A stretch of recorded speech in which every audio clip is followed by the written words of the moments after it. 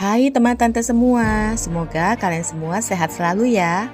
Kali ini tante akan membahas sebuah film berjudul The Last Samurai yang dibintangi oleh Tom Cruise dan Ken Watanabe. Film The Last Samurai ini berlatar belakang akhir zaman feodal, di mana pemerintah Jepang menghapus era samurai dan menggantinya dengan prajurit militer. Tapi, satu pemimpin samurai bernama Katsumoto Morigutsu tidak menginginkan perubahan itu dan mengobarkan pemberontakan di seantero Jepang. Bagaimanakah akhir ceritanya? Yuk kita saksikan. Jangan lupa di subscribe dan di like ya videonya. Terima kasih. Tampak Nathan Algren, mantan kapten tentara Amerika yang pernah mendapatkan penghargaan sebagai pahlawan dalam peperangan melawan suku Indian. Meskipun sekarang hidupnya terlihat hambar dan tenggelam dalam minuman keras. Suatu hari, Nathan dikenalkan pada Omura, seorang politikus Jepang, oleh mantan pimpinannya yaitu Letnan Kolonel Bagley. Di mana Nathan diminta untuk melatih para tentara Jepang yang baru saja dibentuk, dengan iming-iming akan diberikan gaji yang besar. Nathan tentu saja setuju, karena saat ini dia memang sedang butuh uang. Setelah melalui perjalanan panjang yang melelahkan, Nathan akhirnya sampai di pelabuhan Yokohama dan langsung dijemput oleh seorang penerjemah bernama Simon Graham. Tak terasa, Nathan sudah 6 bulan berada di Jepang melatih para pasukan. Tapi Nathan melihat kalau pasukannya masih butuh waktu lama agar bisa siap masuk ke medan pertempuran. Apalagi bertempur dengan menggunakan senjata api, yang tentu saja masih merupakan hal baru bagi pasukan Jepang. Sehingga saat Kolonel Bagley memintanya menyiapkan pasukan untuk menyerang pasukan Katsumoto yang akan merebut wilayah perlintasan kereta, Nathan langsung menolak dan mendemokan betapa tidak siapnya para pasukannya. Bahkan menembak dari jarak dekat saja mereka masih meleset. Kan tetapi Kolonel Bagley tidak mau tahu dan memutuskan untuk mengirim mereka. Hasilnya sudah bisa dipastikan. Begitu pasukan Nathan melihat rombongan Katsumoto muncul dari balik kabut, tanda gentar sudah terlihat. Dengan panik, mereka mengisi peluru senjata sesuai perintah Nathan. Akan tetapi, karena rasa gentar dan kurangnya pengalaman dalam bertempur, beberapa pasukan memulai tembakan sebelum aba-aba diberikan. Sehingga tembakan jadi sia-sia, tidak mengenai musuh yang masih belum cukup mendekat, sementara diperlukan waktu untuk mengisi ulang peluru. Melihat situasi terlanjur kacau, Nathan memerintahkan pasukannya untuk mundur. Tapi sudah terlambat, pasukannya cerai-berai di tangan pasukan Katsumoto. Sementara dia sendiri dikepung oleh beberapa samurai yang menyerangnya tanpa henti. Tapi Nathan tidak menyerah, dia terus berusaha melawan meskipun beberapa luka sudah bersarang di tubuhnya. Tak berselang lama, Katsumoto muncul. Katsumoto yang melihat usaha Nathan langsung terkesima, sepertinya merasakan aura pejuang yang ketat pada Nathan. Apalagi saat Nathan yang terlihat sudah tak berdaya mampu mengakhiri hidup tangan kanan Katsumoto, yaitu Hirotaro. Akhirnya, Katsumoto memerintahkan untuk tidak membunuh Nathan, melainkan membawanya kembali bersama mereka. Nathan yang dibawa ke base camp Katsumoto yang terletak di pegunungan itu pun dititipkan di kediaman Taka, adik perempuannya sekaligus istri dari Hirotaro yang dibunuh oleh Nathan. Tapi, kode etik keluarga samurai membuat Taka terpaksa menuruti perintah Katsumoto, meskipun dia sebenarnya tidak ingin. Sementara itu, Ujio, salah satu jenderal kepercayaan Katsumoto, menolak mentah-mentah keberadaan Nathan di tempat mereka. Dan menghina kenapa Nathan tidak mengakhiri hidupnya saja, karena sudah kalah dalam perang. Katsumoto menimpali bahwa memang di dunia barat menganut budaya yang berbeda dengan kode etik mereka sebagai samurai. Dan juga dia ingin menggunakan Nathan untuk mempelajari budaya barat, agar dapat mengetahui kebiasaan-kebiasaan musuh mereka. Beberapa hari kemudian, Nathan yang kondisinya mulai membaik diperbolehkan berkeliling desa dengan ditemani satu samurai yang bertugas mengawasi. Nathan lalu melihat bahwa para penduduk desa itu terlihat sangat disiplin dalam melakukan aktivitasnya sehari-hari. Juga para samurai yang terlihat sangat tekun berlatih, baik itu keterampilan pedang, berkuda, ataupun memanah. Semua itu terasa sangat mempesona buat Nathan, melihat semua kedisiplinan dan ketekunan yang terpampang di hadapannya. Sedangkan untuk Taka yang telah merawatnya dengan baik, saat Nathan akhirnya tahu kalau Taka adalah istri dari Hirotaro, dia pun meminta maaf dengan tulus. Di mana Taka dengan lapang dada menerima permintaan maaf dari Nathan. Beberapa hari kemudian, Nathan kebetulan melihat Higen, anak tertua Taka yang sedang dilatih oleh Nobutada, anak dari Katsumoto. Nobutada lalu meminta Nathan menjajal kemampuan pedang kayu milik Higen yang meskipun masih kecil tapi sudah cukup terampil. Nathan pun menurut, tapi mendadak Ujio yang melewati tempat itu meneriakinya agar meletakkan pedang kayunya. Karena Nathan tidak mau, Ujio yang kesal langsung menantangnya.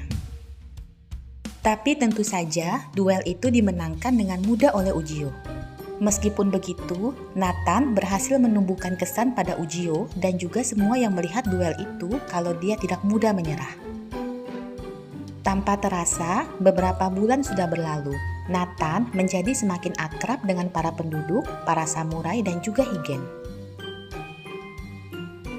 Di mana kelihatannya Higen yang kehilangan ayahnya merasa menemukan kembali sosok yang bisa dikaguminya. Juga Ujio yang selama ini membencinya kelihatan mulai bisa menerima Nathan. Dia bahkan melatih Nathan keterampilan pedang ala samurai. Yang mana setelah beberapa bulan berlalu, Nathan akhirnya bisa menguasai keterampilan pedang tersebut dan melawan Ujio dengan hasil imbang. Suatu malam, saat para penduduk sedang berkumpul menonton sebuah pertunjukan topeng, Nathan mendadak melihat sekelompok penyusup yang bergerak di atas atap sebuah rumah. Dan tepat saat mereka akan memanah Katsumoto, Nathan berteriak memperingatinya. Sehingga membuat Katsumoto dan juga para samurai menyadari serangan mendadak tersebut. Suasana pun semakin kacau dengan para penyusup yang kelihatannya dikirim untuk membunuh Katsumoto.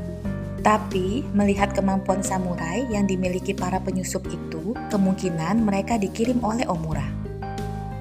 Nathan juga tidak ketinggalan ikut membantu. Dia menghabisi beberapa samurai untuk melindungi Taka beserta kedua anaknya. Dan juga membantu Katsumoto yang sedikit terdesak karena dikeroyok oleh beberapa samurai. Setelah insiden itu, hubungan Nathan dengan Katsumoto semakin akrab. Mereka jadi sering bertukar pikiran tentang kehidupan samurai dan apa yang sebenarnya Katsumoto harapkan dengan pemberontakan yang dia lakukan. Di mana Katsumoto yakin kalau dia melindungi Kaisar juga Jepang dengan pedangnya. Karena Jepang yang saat ini ingin berubah ke arah peradaban barat dianggap tidak sesuai dengan cita-cita nenek moyang mereka. Akhirnya hari kebebasan Nathan datang.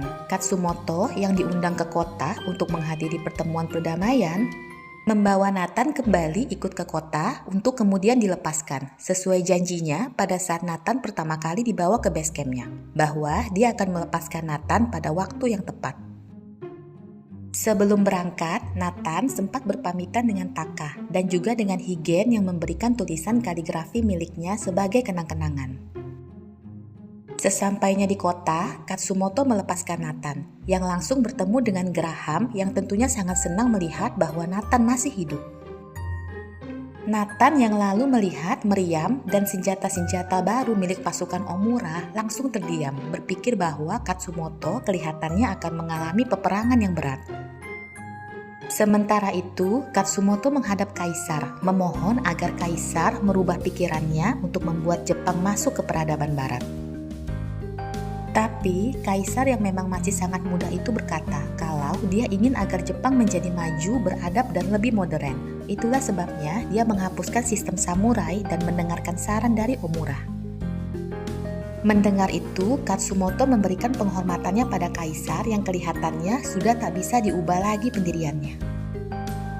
Pada saat yang sama, Nathan yang bertemu kembali dengan Kolonel Bagli dan Omura diinterogasi tentang jumlah pasukan dan persenjataan apa saja yang dimiliki oleh Katsumoto.